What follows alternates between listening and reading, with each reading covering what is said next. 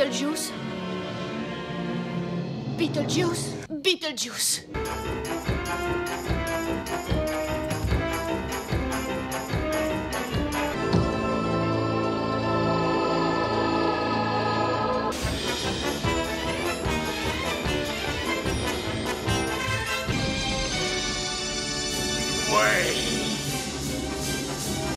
Un jeune couple d'amoureux s'installe dans leur maison de vacances dans une petite ville américaine. Cette maison si parfaite, celle qu'ils aiment. Mais un accident de voiture va tout faire basculer et notre charmant couple se retrouve devenu deux fantômes dans leur propre maison.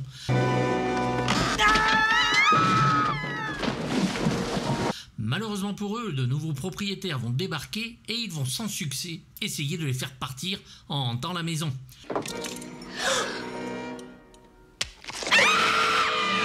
Leur dernier recours sera d'appeler à la rescousse Beetlejuice, exorciste d'êtres vivants, mais est-ce une bonne idée? Il a décidé de se lancer dans une carrière solo, comme bio-exorciste. J'ai découvert Tim Burton lors d'une fête du cinéma, une des premières, en allant voir le Pee-wee Big Adventure, absolument délicieux et fou, un régal qui me fit découvrir le talent d'un jeune réalisateur que je m'apprêtais à suivre ardemment.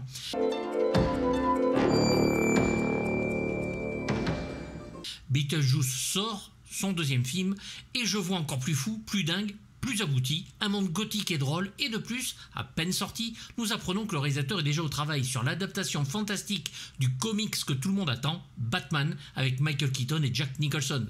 Dieu du ciel, ce mobilier rustique est immonde. Vivants et morts sont donc les héros de ce film fou et frappadingue réalisé par un ancien de chez Disney pour lequel il a travaillé comme concepteur sur Taram et le chaudron magique, mais le studio est en crise et va en 1979 travailler aussi sur Rocky Rookie. Chérie, tu as vu, ça ne leur fait pas très peur. Charles, je ne vais pas brimer mes pulsions profondes et artistiques. Mais pour lui, cela ne reste pas un bon souvenir, sa conception du dessin n'étant pas celle du studio. Il va alterner des courts-métrages prestigieux et après de nombreux festivals, signe en 1985 son premier film avec la Warner. J'ai laissé le grenier ouvert. C'est donc sur ce Beetlejuice, son deuxième, qui va affirmer son style cruel et drôle, un homme Tex Avery, comme le sont Joe Dante ou Sam Raimi, mais avec un côté gothique et sombre qui atteint l'œil du spectateur, leur donne, ceux qui ne savaient même pas qu'ils le voulaient, un nouvel univers. Il était moins une.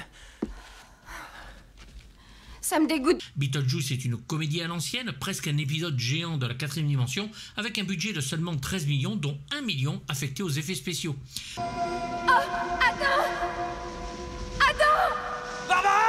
Au scénario, d'après sa propre histoire, accompagné de Larry Wilson, le grand Michael McDowell en association avec Warren Scarren.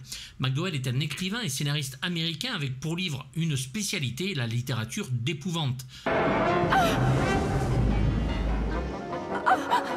Pour lui, Beetlejuice est un film optimiste sur la mort, il va même le produire et Tim Burton adore cette histoire où il se sent libre avec ce scénario sans structure, ni fin heureuse ou romantique. Avec ce film, Tim Burton va poser un peu plus les bases de son univers macabre, poétique, carnavalesque et comique.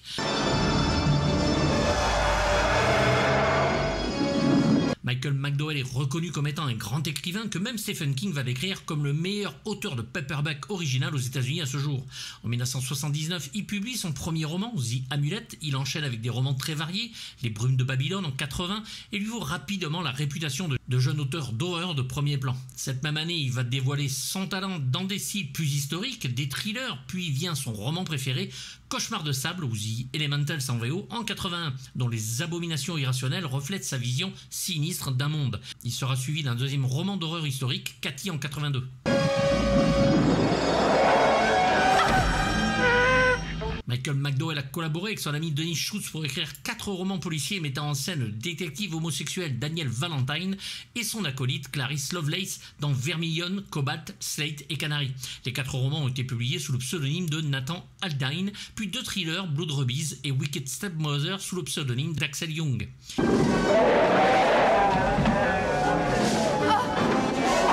De janvier à juin juin 83, Michael McDowell va faire paraître mois après mois une mini-série de romans autour d'une ville et d'une famille de l'Alabama, Blackwater.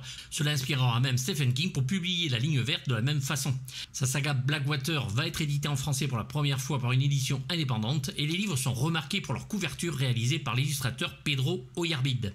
Il va aussi écrire une série de romans policiers, Jack and Susan, relatant les aventures d'un couple éternellement jeune, et va travailler pour le cinéma et la télévision sur Beetlejuice donc, Darkside et les contes de la nuit noire de John Harrison sur 2 sketchs, L'étrange Noël de Monsieur Jack et bien sûr La peau sur les os d'après Stephen King réalisé par Tom Holland. Débarrassez de ces petits salopards une bonne fois pour toutes, faut venir me voir, je suis le meilleur bio-exorciste. Sa version de Beetlejuice est bien évidemment plus trash et horrifique que le résultat final parce que c'est Scar qui va reprendre le script et le rendre plus comique. Il nous quittera malheureusement en 1999 à l'âge de 49 ans.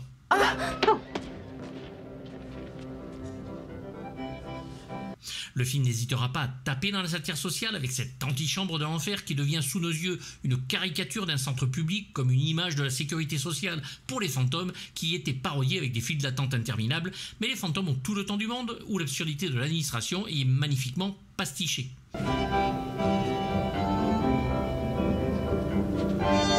Bien sûr, rien de cela marcherait s'il n'y avait pas la superbe photographie claire comme du cristal et riche en couleurs de Thomas E. Ackerman, dont c'est ici pour moi son meilleur travail. Il va devoir jouer avec les palettes de couleurs différentes et tout est joué en studio, donc plus facile à gérer. Va savoir même éclairer les prises de vue réelles pour être adaptées aux effets spéciaux sans que ce soit trop visible. Et quelques scènes de village seront tournées dans le Vermont.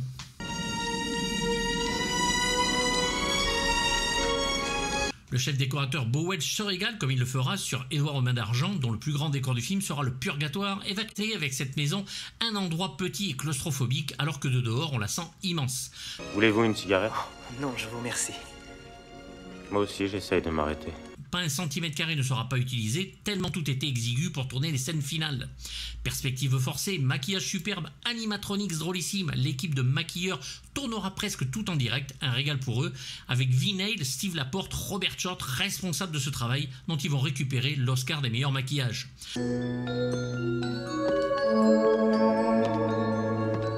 Avec tout ça, il est peu difficile aujourd'hui de comprendre le pourquoi Tim Burton s'est retrouvé sur ce film, clairement fait pour lui, bien qu'il trouve tout stupide et absurde à sa première lecture. Il se retrouve quand même dedans une imagerie abstraite et inhabituelle qu'il veut absolument exploiter. Ce seront les personnages qui le feront accepter le film, dont il se sent à l'aise en lisant les descriptions. Eh bien, par ici, la fin. Allez, hop. Une famille et des personnages sont une caricature délicieuse de l'Amérique et de ses habitants, des Maitlands tout gentils, citoyens modèles, et les dites caricatures là aussi d'habitants de grandes villes découvrant les joies ou pas d'habiter à la campagne avec leurs décorateurs. Tu vas enfin pouvoir faire une bouffe correcte.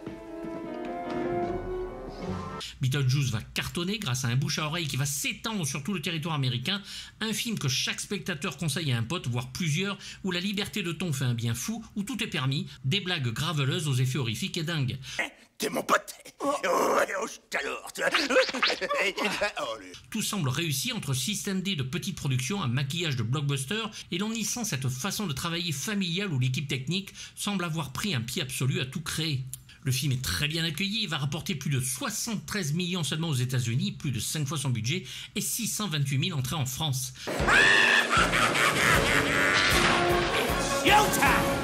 Le film sera adapté en dessin animé de 1982 à 1992 et une suite au film est même envisagée, Beetlejuice à Hawaï, mais trop occupé sur Batman le défi, Burton ne peut le réaliser et les acteurs refusent s'il n'est pas à la barre du navire.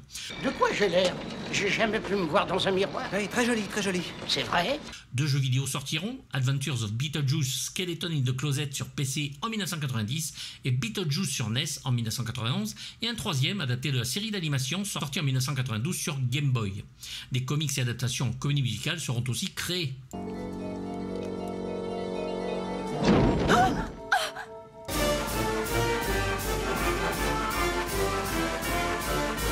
Dis donc, toi, t'as du goût pour les jolies poulettes. Ça marche bien entre vous ou j'ai des chances de me la faire? Beetlejuice est le plus Tex Avery des personnages vus en salle à l'époque. Michael Keaton va créer lui-même son maquillage et certains gags sont de lui et il est absolument exceptionnel dans le rôle. C'est l'affreux sale et méchant du film, en plus d'être un obsédé sexuel permanent, et jouit en tant qu'acteur d'un talent comique indéniable et d'une liberté totale. Intimité à 3, ça peut pas nous faire de mal. Vous voyez ce que je veux dire, hein? Il crève littéralement l'écran, irrésistible, hystérique en diable et devient instantanément un personnage culte du cinéma fantastique. J'ai vu l'exorciste 2747 fois, à chaque fois je me marre comme un bossu. Ce rôle ira même à lui mettre dans la gueule un torrent de haine lorsque Tim Burton annonce au monde qui jouera Bruce Wayne dans son Batman, les gens du monde entier ne comprenant pas comment cela pourrait-il fonctionner. Keaton fera cela par contre lui très bien et réglera le problème dès les premières minutes où Batman apparaît. Est-ce que je peux faire peur? Vous allez me dire? Le choix de Michael Keaton se fera sur le tard, tellement tard que l'équipe des effets spéciaux en sera impactée puisque le visage de Beetlejuice apparaît sur certains monstres comme le serpent de l'escalier. Je suis venu chercher ta fille, Charlot. Et c'est Sammy Davis Jr. que Tim Burton avait en tête. Dans sa rencontre avec Keaton, Burton s'exprime en disant de lui « Michael est complètement cintré, c'est un maniaque, une pile électrique, il a des yeux incroyables, j'adore les yeux chez les gens et il a une paire d'yeux proprement hallucinant. » Après tout, ça fait 600 ans que j'ai pas tiré. Où est-ce qu'un petit gars pourrait dégoter de la chair fraîche? Il est doublé par Mario Santini et sort de 2 films réalisés par Ron Howard, Les Croque-Morts en folie et Gung-Ho, du saké dans le moteur. Pas de quoi devenir une star. Ouais, c'est dans mes cordes. Mais faut y mettre du tien. Beetlejuice et bien sûr Batman vont le lancer définitivement jusqu'à lui vouer un statut culte, ce qui n'était pas gagné au départ. On le verra peu de temps après dans Une journée de fou d'Howard Zieff. Moi je me tire d'ici et toi tu te ramasses le mec le plus sexy depuis la mort de Steve McQueen. Fenêtre sur Pacifique de John Schlesinger, en locataire complètement frappadingue aussi, et reviendra sur Batman de défi. Il a depuis une belle filmographie et reviendra donc dans la suite de Beetlejuice en 2024. Appelez Beetlejuice. Daniel Baldwin et Adam Maitland, le mari de Barbara, interprété, elle, par Geena Davis. Tous deux se retrouvent donc dans ce couple amoureux sans histoire, à fantômes emmerdés par des nouveaux venus chez eux.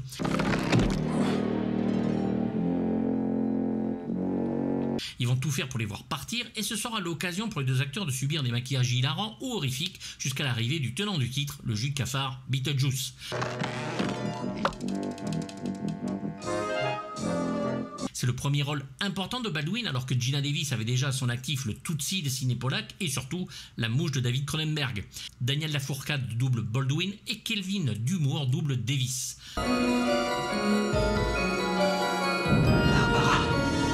Baldwin touchera lui le jackpot 2 ans plus tard avec À la poursuite d'Octobre Rouge de John McTiernan, mais semble malgré son statut de star ne pouvoir s'empêcher de faire la première page des journaux à scandale, notamment à cause de son caractère brûlant ou dernièrement avec l'affaire d'un tir qui a mal tourné sur un tournage. Geena Davis, elle continuera son bonhomme de chemin en choisissant bien ses films et sera même une star de films d'action grâce à son mari d'alors, Renny Harlin, sur Au revoir à jamais et L'île aux pirates. Moi, ça me plaît bien. Lydia Dietz a une chance, c'est une adolescente gothique déprimée qui peut voir les fantômes et s'en accoutumera bien. Cela va non seulement lancer sa carrière, mais elle représentera aussi de façon positive un style et une façon de vivre très très mal considérés aux États-Unis d'alors et un peu partout ailleurs, le gothisme. Ma vie tout entière est une chambre noire. Une grande, belle. Malheureusement pour elle, le sieur Beetlejuice va la choisir en épousaille et veut la marier rapidement, ce qu'il ne faut absolument pas laisser faire sous peine de. Elle est clairement un prolongement de l'état d'esprit de Tim Burton. Bon papa et belle maman, vous êtes les bienvenus dans cette maison quand vous voulez, d'accord? Elle enchaîne l'année d'après avec le Fatal Games de Michael Lehman, Great Balls of Fire de Jim McBride, Édouard aux mains d'argent bien sûr de Tim Burton où elle y rencontrera Johnny Depp et qui vivront une belle histoire d'amour que Depp aura du mal à oublier. Elle est juste un peu nerveuse. Elle est superbe en Mina dans le Dracula de Coppola et a une filmographie très sympathique dont Stranger Things sur Netflix la remettra sur le devant de la scène. Toute la semaine à réviser pour cet examen? J'ai eu 20 sur 20.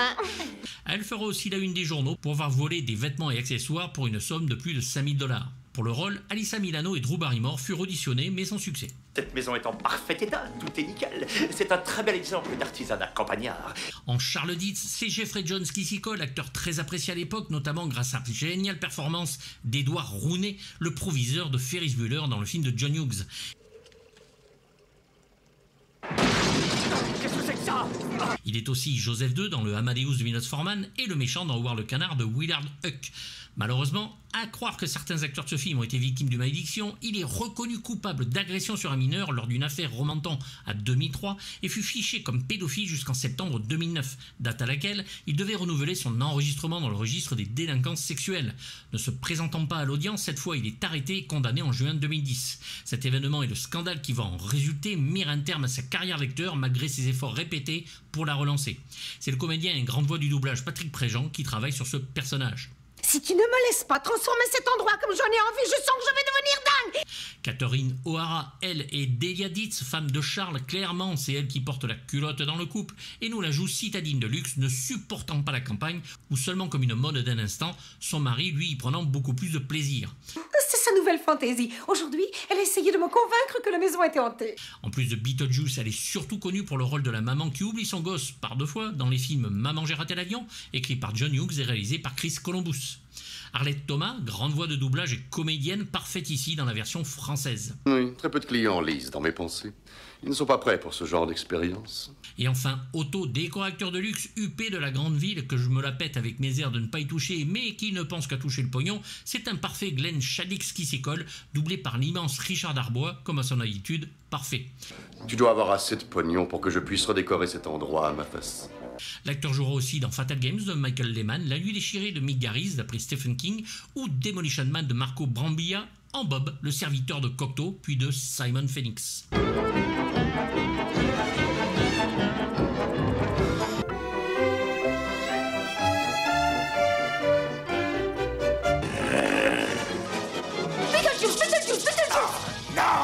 En 1982, Richard Elfman réalise le film Forbidden Zone et va engager son frère Danny pour en composer la musique. Entre 1988 et ce Beetlejuice et 1989, il va composer les musiques de Midnight Run, la suite de Pee-wee, Big Top Pee-wee, Phantom en fait, le film de Richard Donner, et va taper dans le mille avec son Batman absolument superbe. Influencé dans son œuvre par Nino Rota et Bernard Herrmann, et ici accompagné de 2 chansons d'Harry Belafonte, Day-O et Jump in the Line, presque impossible à mettre en extrait pour des questions de droit. Il va être pour les films de Tim Burton l'âme de ses films, le compagnon idéal du réalisateur que leur brouille juste avant Ed Wood à cause de la fatigue accumulée sur les tranches de Noël de Monsieur Jack ne s'en remettra jamais tout à fait. Salut, c'est Guignol. Bon. Un compositeur doudingue qui va devenir star avec ce métrage et superstar avec Batman, une marque, un style, une façon de composer comme peu à sa meilleure époque, aidé en cela par la fabuleuse Shirley Walker et Steve Bartek pour aider le jeune homme à la conduite d'un orchestre et bien sûr les orchestrations, elle très inventive du score à résonance très gothique. Pas si vite, Gradubit, il y a encore quelques réjouissances. Ce seront ces 2 collaborateurs qui vont aider au son Elfman sans conteste dans des musiques monumentales, folles, fantaisistes, décalées, sombres, mystérieuses et entraînantes. On y va. Comme souvent un seul thème principal, mais quel thème est déclinable à l'infini dans diverses variations qui restent un régal à l'écoute. Un rythme sautillant avec une orchestration originale, piano, tambourin, cuivre, clarinette virevoltante, cordes, corps, venant décrire le thème principal sur un rythme très soutenu, donnant un côté fantaisiste et délirant au film, et mieux encore, le côté complètement fou du personnage surexcité de Beetlejuice, cela, il n'y a aucun doute. Beetlejuice! La musique est tout aussi décalée que le film lui-même, accentuant son côté morbide, trempé dans un humour noir typique du réalisateur, dont le thème de Lydia souligne parfaitement son côté gothique.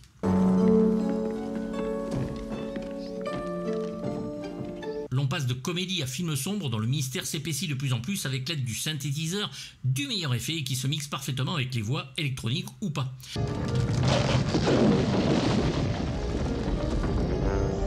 Avec l'arrivée de Beetlejuice et son violon en soliste, presque digne d'une musique country, l'on rentre dans le fantasy couplé avec une rythmique parfaite. La musique pour la scène délirante du mariage entre Beetlejuice et Lydia, Elfman se déchaîne pendant plus de 2 minutes avec tous les ingrédients qui lui ont servi à concocter cette partition. Je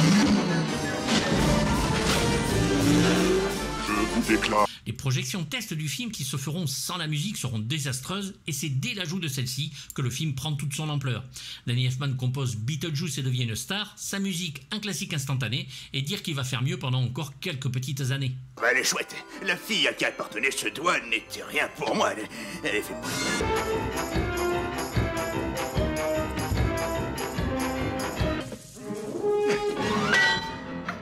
C'est trop chienne. Quel plaisir que cette comédie fantastique et surtout quelle surprise en 1988 entre acteurs, musique, folie visuelle dont l'abondance saurait nuire comme diraient certains.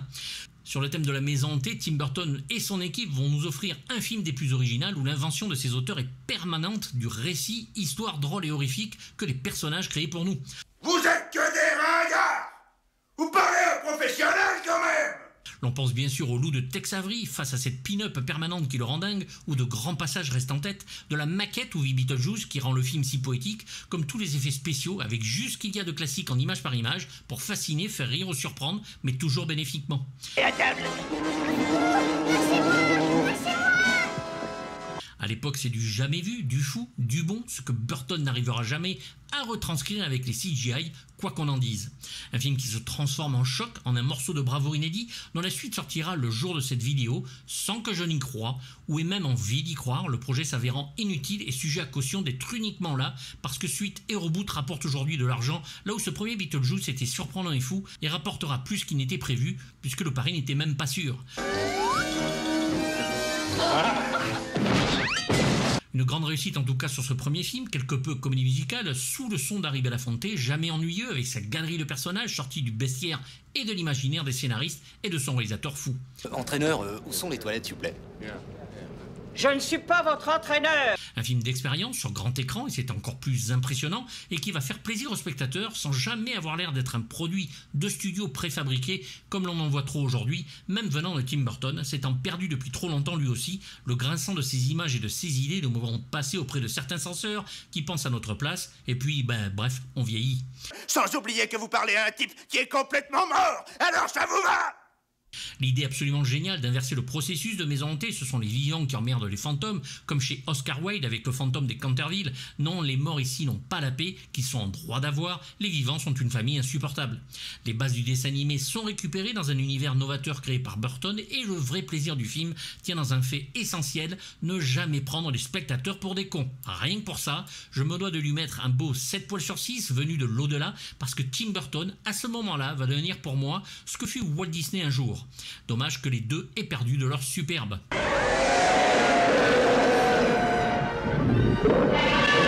N'hésitez pas à me faire part de vos avis dans les commentaires, j'y répondrai comme d'habitude, même négatif si c'est écrit poliment. Vous avez le lien pour les DVD et les Blu-ray s'ils existent dans la description, et vous pouvez vous abonner à la chaîne Patreon qui permet d'avoir des vidéos en avance sans censure ni pub et des lives inédits.